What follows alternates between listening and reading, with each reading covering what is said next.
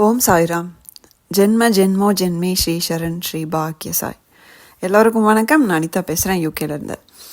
Baba video கடந்த 3-4 வாரமாகவே எல்லா சனிக்கிழமையும் வீடியோவில் அப்பேர் ஆகி பேசணும் அப்படின்னு முடிவு பண்ணி என்னால் வீடியோவில் அப்பேர் ஆகவே முடியல.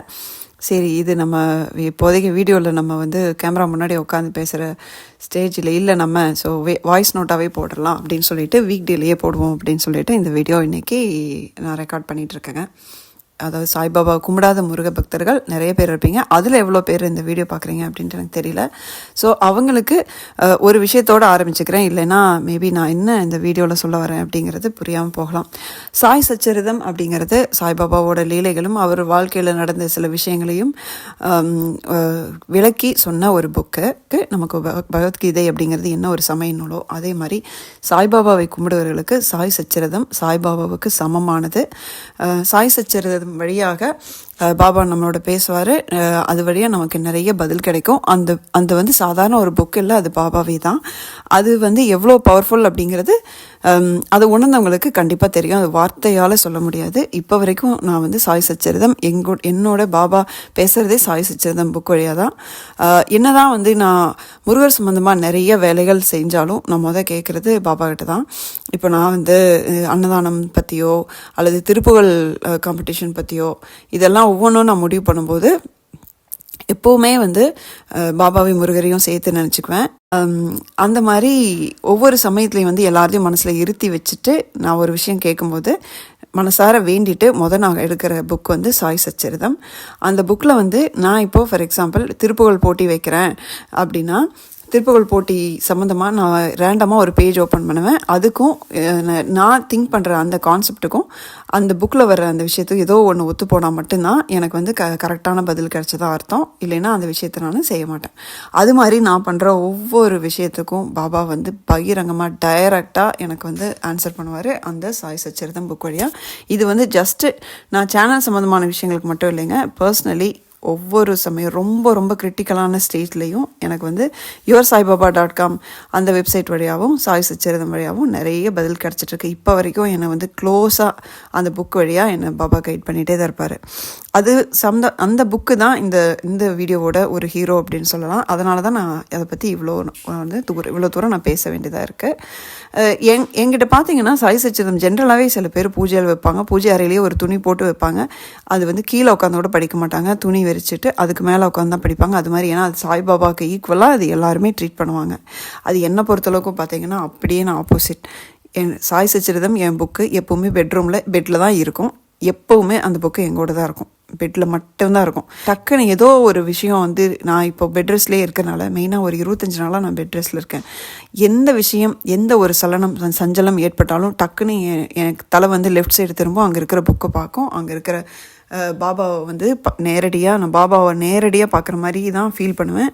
என்ன பாபா அப்படின்னு சொல்லிட்டு நான் கேட்பேன். இதுதான் என்னோடய நடைமுறை. ஏன்னா அந்த அளவுக்கு அந்த புக்கு என்னோடய வாழ்க்கையில் அவ்வளோ தாக்கத்தை உண்டு பண்ணியிருக்கு. இப்போயும் அந்த புக்கு எங்கள் கூட பேசிகிட்டு இருக்குது அப்படின்னு சொல்லணும். இது 200% உண்மையான ஒரு விஷயம். அதுக்கு நீங்கள் சில எக்ஸாம்பிள்ஸ் உங்களுக்கு இன்ட்ரெஸ்டாக இருக்கும் பட்சத்தில் நான் செப்பரேட்டாகவே ஒரு வீடியோவை போடலாம். நீங்கள் ரொம்ப ரொம்ப ரொம்ப ஆச்சரியப்படுவீங்க, இப்படியெல்லாமா கூட நடக்கும் அப்படின்னு சொல்லிட்டு. அது நான் ரொம்ப வெளியே சொல்ல வேணாம் அப்படின்னு சொல்லி யோசிக்கிறேன். பட் உங்களுக்கு நிஜமாகவே ஆர்வமாக இருக்குது அப்படின்னா அந்த பேஜெல்லாம் சிலது பேஜ் நம்பர் ஞாபகம் இருக்குது, எந்தெந்த விஷயத்துக்கு எப்படி ஓப்பன் பண்ணேன், எப்படி எனக்கு பதில் வந்துச்சு அப்படின்ட்டு. நான் அதை திரும்பியும் முடிஞ்ச அளவுக்கு எல்லாத்தையும் கலெக்ட் பண்ணி ஒரு வீடியோவை போடுறேன், உங்களுக்கு ஆர்வமாக இருக்கும் பட்சத்தில். ஓகேங்களா? ஓகே, இப்போது இந்த சாய் சச்சரிதம் தான் இந்த வீடியோவோட ஹீரோ அப்படின்னு சொன்னேன். என்ன ஆச்சு? 2013 நான் நான் கன்சீவாக இருக்கேன். என் பையன் வயிற்றில் இருக்கும்போது 8 மாதம் வரைக்கும் நான் சென்னையில் தான், நானும் ஹஸ்பண்ட் அங்கே சென்னையில் தான் இருக்கோம். எனக்கு நேட்டிவ் கோயம்புத்தூர். அதனால் எங்கள் பிளான் என்ன அப்படின்னா, நாங்கள் சென்னையில் ரெகுலர் செக்கப் போயிட்டு டெலிவரிக்கு கோயம்புத்தூர் வந்துடலாம் அப்படிங்கிறது தான் பிளான். ஒரு 1 மந்த் முன்னாடி லீவ் போட்டுட்டு வந்துடலாம். அவங்க ஒரு 3-4 வீக்ஸ் முன்னாடி வந்தால் கரெக்டாக இருக்கும் அப்படின்னு சொல்லிட்டு நாங்கள் பிளான் பண்ணுறோம். October 9th தான் எனக்கு டியூ டேட். அப்போது செப்டம்பர் ஃபஸ்ட் வீக் வரைக்கும் நாங்கள் வந்து அங்கே தான் இருக்கோம். செப்டம்பர் 4ஆம் தேதி 5ஆம் தேதி வரைக்கும் நாங்கள் வந்து சென்னையில் தான் இருக்கோம். திடீர்னு அங்கே வந்து எனக்கு வந்து செக்கப் பண்ணும்போது கண்டுபிடிக்கிறாங்க எனக்கு வந்து சுகர் ஹையாக இருக்குது, பிபி வந்து ரைஸ் ஆகிட்டுருக்கு. அதே மாதிரி எனக்கு அந்த நீர் கோர்ப்புன்னு சொல்லிட்டு என் பாடியில் சடனாக கடகடன்னு வெயிட் ஏறுது, ஃபுல்லாக நீர் கோர்த்துட்ருக்கு. அங்கே டாக்டர் வந்து டென்ஷன் ஆகிட்டாங்க. என் ஆல் ஆஃப் சடனாக உனக்கு இந்த மாதிரி ஆகுது, ஹெரிட்ரினால மேபி இருக்கலாம் அப்படின்னு சொல்லிட்டு நீ வந்து இங்கேயே டெலிவரி பண்ணிக்கிறியா இல்லை கோயம்புத்தூர் போகிறியா, இப்போ ட்ராவல் பண்ண முடியுமான்னு தெரியலங்கிறாங்க. இல்லை நான் கோயம்புத்தூர் போகிறேன் அப்படிங்கிறேன். இளம் கன்று பயம் அறியாது அப்படிங்கிற மாதிரி அவங்க சொல்கிறதோட அந்த பிரச்சனையோட வீரியம் வந்து எனக்கு புரியவே இல்லை. நாங்கள் எல்லாம் அங்கே போய்க்கிறோம் அப்படின்னு சொல்லிட்டு நான் குழந்த மாதிரி சொல்கிறேன். அவங்களும் சரி ஓகே நீ உன் இஷ்டம் தான் அப்படின்னு சொல்லிட்டாங்க. அப்போ என்னென்னா கிளம்பும் போது மட்டும் அவங்க வந்து என்கிட்ட ஒரு வார்த்தை சொல்கிறாங்க, நீ அங்கே ஊரில் போய் உங்கள் வீட்டுக்காரையும் என்னையும் தான் அந்த டாக்டர்ஸ் திட்ட போகிறாங்க, இந்த ஸ்டேஜுக்கு கொண்டு வந்து விட்டுருக்கீங்க அப்படின்னு சொல்லிட்டு ஒரு வார்த்தை சொல்கிறாங்க. எனக்கு அப்போ தான் திக்குன்னு இருக்குது, ஏன் வந்து இந்த டாக்டர் இவ்வளோ ஃபீல் பண்ணுறாங்க அப்படின்னு. சரி ஓகே நம்ம ஊருக்கு போகலான்னு முடிவு பண்ணியாச்சு. என் கால் வந்து வீங்கிட்டே இருக்குது பயங்கரமாக, நீர் கோர்த்து என்னால் ஒவ்வொரு செருப்பு நான் வாங்கி அந்த செருப்பு எனக்கு வந்து ஒரு வாரம் வரைக்கும் கூட போட முடியாது, உடனே எனக்கு பத்தாம போயிடும். இப்படி நான் செருப்பு மேலே செருப்பு வாங்கிட்டே இருக்கேன். அப்படி இருக்குது, நீங்கள் இமேஜின் பண்ணிக்கலாம் என்னோட கண்டிஷனை.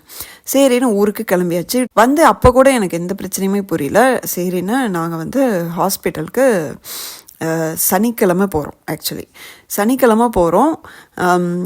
போயிட்டு செக்கப் மாதிரி தான் நாங்கள் போகிறோம். அப்போ வந்து நான் ஊரில் சென்னையிலேருந்து ஒன்று நான் ஏன் அவ்வளோ கூலாக இருந்தேன்னா, என் கையில் வந்து ஒரு விஷயத்தை எடுத்துகிட்டு வரேன் சென்னையிலேருந்தே. அது என்ன அப்படின்னா சாய் சச்சரிதம் புக்கு. என்னன்னா அந்த புக்கு எடுத்துகிட்டே தான் ஹாஸ்பிட்டலும் போகிறேன். கோயம்புத்தூர் KMCH தான் போகிறேன். அங்கே தான் எனக்கு டெலிவரி ஆச்சு. அங்கே போகும்போது அங்கே வீட்டிலேருந்து போகும்போதும் நான் அந்த புக்கை எடுத்துகிட்டே தான் போகிறேன். அங்கே போனோன்னே டாக்டர்ஸ் வந்து பேசிக் ஃபஸ்ட் எடுத்தோன்னே பிபி தானே செக் பண்ணுவாங்க. செக் பண்ணும்போது அப்படியே கண்ணா பின்னாடி ஏறி கிடக்குது. செம்ம திட்டு.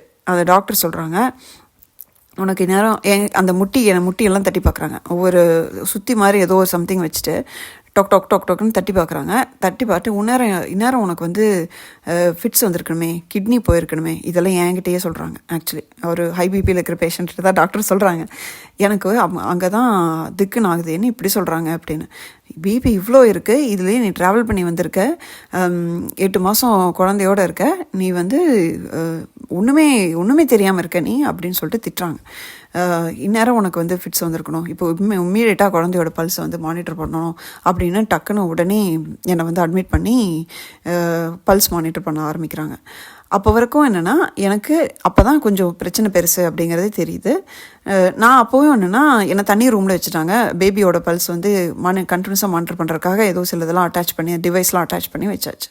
அப்போ தண்ணி ரூமில் இருக்கும்போது இது வந்து கொஞ்சம் பெரிய பிரச்சனை போல் அப்படின்னு சொல்லிட்டு எனக்கு திக்குன்னு இருக்குது. அப்போ கூட என்னென்னா என் கையில் சாய் சச்சரிதம் புக்கு கூடயே இருக்குது. நான் பாட்டுக்கு படிக்க ஆரம்பிச்சிட்டேன். மனசு இன்வால்வ் ஆகுதே இல்லையோ படிச்சுட்ருக்கேன். ஆனால் அப்போது எனக்கு வந்து என்னென்னா அது படிக்க எனக்கு பயம் குறையுது. மறுபடியும் நான் கூலாகவே இருக்கேன். இந்த சமயத்தில் என்ன சொல்கிறாங்க, இல்லை பேபி பல்ஸ்லாம் நார்மலாக தான் இருக்குது, இவங்க பல்ஸும் நார்மலாக தான் இருக்குது, பிபி மட்டும் பயங்கர ஹையாக இருக்குது. உனக்கு தலைவலிக்குதான்னு கேட்டாங்க, இல்லை. கண்ணெல்லாம் ப்ளர்டாக இருக்கான்னு கேட்டாங்க, இல்லை. தலை சுற்றுதா, இல்லை. வேறு எதாவது பண்ணுதா, கையெல்லாம் நம்ம எதுவுமே இல்லை. நான் பாட்டுக்கும் எப்பவும் போல் நார்மலாக இருக்கேன். ஆனால் என் பிபி மட்டும் எக்கு தப்பாக ஏறி கிடக்குது. அவங்களுக்கு ஆச்சரியமாக இருக்குது, என்ன ஒன்றுமே இல்லைங்கிற எந்த அறிகுறியுமே உனக்கு இல்லையானு, இல்லை, அவ்வளோதான்.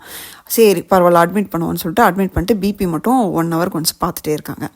அப்போ வந்து நான், அம்மா, ஹஸ்பண்ட் 3 பேர் தான் இருக்கோம். அண்ணா அப்பாலாம் கூட வந்தாங்க. அவங்கெல்லாம் சரி அட்மிட் பண்ணதுனால நீங்கள் நைட்டு இங்கே இருங்க அப்படின்னு சொல்லிட்டு அவங்க வந்து அட்மிட் பண்ணிட்டு அவங்க வீட்டுக்கு போயிட்டாங்க. ஏன்னா எல்லோரும் கூட இருக்க முடியாது. அப்போது வந்து அம்மா என்ன சொல்கிறாங்கன்னா, சரி எப்படி இருந்தாலும் 2-3 days வந்து அட்மிட் பண்ணி மானிட்டர் பண்ணிட்டு தான் முடிவு சொல்கிறேன்னு இருக்காங்க. அதனால் நான் போயிட்டு நம்ம எதுவுமே ப்ரிப்பேர் ஆகாமல் செக்கப்புக்குன்னு சொல்லி வந்தோம், அதனால் நான் போயிட்டு ட்ரெஸ்லாம் எடுத்துகிட்டு வரேன் உனக்கு அப்படின்னு சொல்லிட்டு அம்மா வந்து முந்தின நாள் சனிக்கிழமை சாயந்தரம் ஒரு 5:30 மணிக்காகவே வந்து கிளம்பி வீட்டுக்கு போயிட்டாங்க. ஸோ போயிட்டு எடுத்துகிட்டு நான் காலையில் வரேன் அப்படின்னு சொல்லிட்டு போயிட்டாங்க. நாங்களும் ஓகே அப்படின்ட்டோம். ஸோ இப்போ வந்து நான், ஹஸ்பண்ட், சாய் சச்சரிதம் புக்கு மட்டும்தான் 3 பேர் தான் இருக்கோம். நைட்டு ஃபுல்லாக பிபி மானிட்டர் பண்ணிருக்காங்க. திடீர்னு 4 மணிக்கு டாக்டர்கிட்ட இருந்து என் ஹஸ்பண்டுக்கு டைரெக்டாக ஃபோன் வருது. என்ன சொல்கிறாங்கன்னா, இது மாதிரி பிபி வந்து ரொம்ப அதிகமாகிடுச்சு, 2 பேருமே ரொம்ப டேஞ்சரில் இருக்காங்க, அதனால் இம்மிடியேட்டாக வந்து நம்ம எமர்ஜென்சி சிசேரியன் பண்ணணும் அப்படின்னு சொல்கிறாங்க. அப்போவும் அவங்க சொல்கிறாங்க, பேஷண்ட்டுக்கு இதை வந்து நீங்கள் சொல்லாதீங்க, ஏன்னா அவங்க வந்து இன்னும் டென்ஷன் ஆகிடுவாங்க. நீங்கள் அப்படின்னு சொல்லிவிட்டு உங்களுக்கு மட்டும் சொல்கிறேன், இம்மீடியட்டாக நான் இப்போ கிளம்பி வரேன், நீங்கள் ரெடி ஆகிக்கோங்க அப்படின்னு சொல்கிறாங்க. எங்கள் கூட யாருமே இல்லை. நூற்றுக்கணக்கான சொந்தக்காரங்க இருந்தாலும் அந்த சிச்சுவேஷன் அப்படி தான் அமைஞ்சது. என் ஹஸ்பண்ட் என்கிட்ட வந்து உண்மையே எதுவும் சொல்ல முடியாது. இவங்க 2 பேர் எதுவும் ரிஸ்கில் இருக்குது அப்படின்னு சொல்லிட்டு என் ஹஸ்பண்ட்டை மட்டும் சொல்கிறாங்க. அவர் சிச்சுவேஷன் எப்படி இருக்கும். நான் எதுவுமே தெரியாமல் சாய் சச்சரிதம் புக்கு படிச்சுட்டு இருக்கேன். ஆனால் படிக்கும்போது தலைவலிக்கிற மாதிரி இருக்குது. அப்போ எனக்கு என்ன தோணுதுன்னா, இந்த புக்கு படிக்கிறனால தலைவலிக்குதா இல்லை வந்து பிபினால தலைவலிக்குதா நமக்கு தெரியாமல் போயிடும். அதனால் வந்து நம்ம சச்சரிதம் புக்கு படிக்க வேணாம், புக்கு நம்ம கூட இருந்தாலே பாபா கூட இருக்கிற மாதிரி அப்படின்னு சொல்லிட்டு நான் தலையணிக்கிட்டே வச்சு படுத்துட்டேன். அப்போ வந்து என்னங்கிறாங்க, இல்லை இவங்களுக்கு சிசேரியன் பண்ண போகிறாங்க, இம்மிடியேட்டாக நீங்கள் வந்து என்னை ப்ரிப்பேர் பண்ணுறாங்க. சரி ஓகே அப்படின்னு சொல்லிட்டு நானும் வந்து சாய் சச்சரிதம் புக்கை வந்து கடைசியாக ஒரு தடவை பார்த்து, பாபா எல்லாமே நீ தான் அப்படிங்கிற மாதிரி. அப்போ என்ன வேணுங்கிறது இப்போ எனக்கு சரியாக ஞாபகம் இல்லை நான் என்ன சொன்னேன்ட்டு. ஆனால் கடைசியாக வந்து சாய் சச்சரிதம் புக்கு கிட்ட தான் வந்துட்டு என்னோடய சிச்சுவேஷனை எடுத்து கொடுத்தேன். அப்போது நானும் என் ஹஸ்பண்ட் அந்த புக்கு அவ்வளோதான். இந்த ஸ்டேஜ்லேயே வந்துட்டு வார்டை கூட்டு போகும்போது என்னால் புக்கை வந்து உள்ள வரைக்கும் எடுத்துகிட்டு போக முடியல, வெளியவே வாங்கிக்கிறாங்க. என்னென்னா கொடுத்து என்னை ஹேண்ட் ஓவர் பண்ணும்போதே இவங்களுக்கு கிரிட்டிக்கலாக இருக்காங்க, எமர்ஜென்சி சிசேரியன் பண்ணணும் அப்படின்னு சொல்லிட்டு 4 ரூமுக்கு வந்து மாறி மாறி எனக்கு அந்த ஃபைல்ஸை ஹேண்ட் ஓவர் பண்ணுறாங்க. ஏன் முன்னாடியே சொல்கிறாங்க. எனக்கு வந்து ஓகே நம்ம ஏதோ ஒரு கிரிட்டிக்கலான சுச்சுவேஷனில் இருக்கோம் அப்படிங்க சொல்லிட்டு எனக்கு அப்போ புரியுது. ஒன்றுமே இல்லை, பாபான்னு பாபாவை மட்டுமே நினச்சிட்டு நான் வந்து போயிட்டு என் டென்ஷன் ஆனேன்னா இன்னும் பிபி அதிகமாகும் அப்படின்னு சொல்லிட்டு நானே என்னை கண்ட்ரோல் பண்ணிக்கிறக்க ரொம்ப முயற்சி பண்ணுறேன். டெலிவரி ஆகுது. நான் அப்போ வந்து குழந்தை நல்லபடியாக என் பையன் பிறக்கிறான். எனக்கு வந்து பிபி அதிகமாகவே தான் இருக்குது. அதுக்கப்புறம் வந்து ஃபுல்லாக அவங்க மெடிசன் கொடுத்து 10 டேஸ் வந்து அங்கேயே அட்மிட் பண்ணுறாங்க. ஏன்னா பிபி ஹையாக இருக்கிறனால நான் 10 டேஸ் வந்து அந்த ஹாஸ்பிட்டல்லே தான் அங்கேயே தான் இருந்தேன். அதாவது நான் என்ன ஒரு அதாவது என்ன ஒரு கிரிட்டிக்கலான சுச்சுவேஷன் கோத்ரூ பண்ணேன் அப்படின்னு எனக்கே தெரியாமல் இருந்தேன். இத்தனைக்கும் நான் ரொம்ப ரொம்ப சின்ன பொண்ணெல்லாம் கிடையாது ஆக்சுவலி. அப்போது நல்ல மெச்சூர்டான பொண்ணு தான். ஆனால் அந்த ஒரு நாலேஜே இல்லாமல் நான் இருந்தேன் அப்படின்னா இப்போ கூட நான் யோசிச்சு பார்ப்பேன், எப்படி நம்ம அப்படி பயமே இல்லாமல் இருந்தோம் அப்படின்னா. எனக்கு எப்போவுமே ஞாபகத்துக்கு வர்றது அந்த கூட நான் வச்சுருந்த சச்சரிதம் புக்கு தான். என்னை வந்து சீரியஸாக சொல்கிறேன், என்னை ஒரு பதட்டமே அடையாமல் என்னை வந்து ஒரு செம்ம கிரிட்டிக்கலான ரிஸ்க்கான ஸ்டேஜில் கூட அழகாக டெலிவரி பண்ணி என்னை காப்பாற்றி திருப்பியும் எல்லாத்தையும் செட்டில் பண்ணது அந்த புக்கு தான். அந்த புக்குனா யார்? அது பாபா தான். அது பாபாவே தான் அந்த புக்கு. ஏன்னா அது முன்னாடியே நான் சொன்ன மாதிரி அதை அனுபவித்தவர்களுக்கு மட்டும்தான் சாய் சச்சரிதம்னா என்ன அப்படின்னு தெரியும். அது வந்து சாய் சச்சரிதம் நம்ம கூட எந்த அளவுக்கு பேசும், பாபா நம்ம கூட எந்த அளவுக்கு அது வழியாக பேசுவார் அப்படிங்கிறது சீரியஸாக சொல்கிறேன். இப்போ யூகேல இப்போ வந்ததுக்கப்புறம் இந்த 3-4 மாதமாக நான் அது கண்கூடாக பார்க்குறது நிறையா அது கண்கூடாக பார்க்குறேன். அதாவது எதுனாலும் சரி, என்னை பொறுத்தளவுக்கும் எல்லா சக்தியும் ஒரே சக்தி தான். பாபா என்னுடைய சத்குரு, கடவுள், என்னுடைய அப்பா, தாத்தா, அண்ணன் எல்லாமே எனக்கு பாபா தான். அவரை வந்து எந்த விதமாக வேணால் நம்ம பார்க்கலாம். அதே முருகன் அப்படிங்கும்போது ஒரு மிகப்பெரிய ஒரு சக்தி. முருகனும் சிவனும் வெவ்வேறு நம்ம சொல்ல முடியுமா? இல்லை முருகனும் திருமாலும் வெவ்வேறு நம்ம சொல்ல முடியுமா? எல்லா சக்தியும் ஒரே சக்தி. இது ஒரு சக்தி, இது ஒரு சக்தி. அதாவது மிகப்பெரிய ஒரு இறை சக்தியை வந்து அடையறதுக்கு நமக்கு எப்பவுமே பல குருக்கள் நமக்கு தேவைப்படுவாங்க. 1-2 இல்லைங்க, ஒவ்வொரு ஸ்டேஜில் ஒவ்வொரு குருக்கள் நமக்கு ஹெல்ப் பண்ணுவாங்க.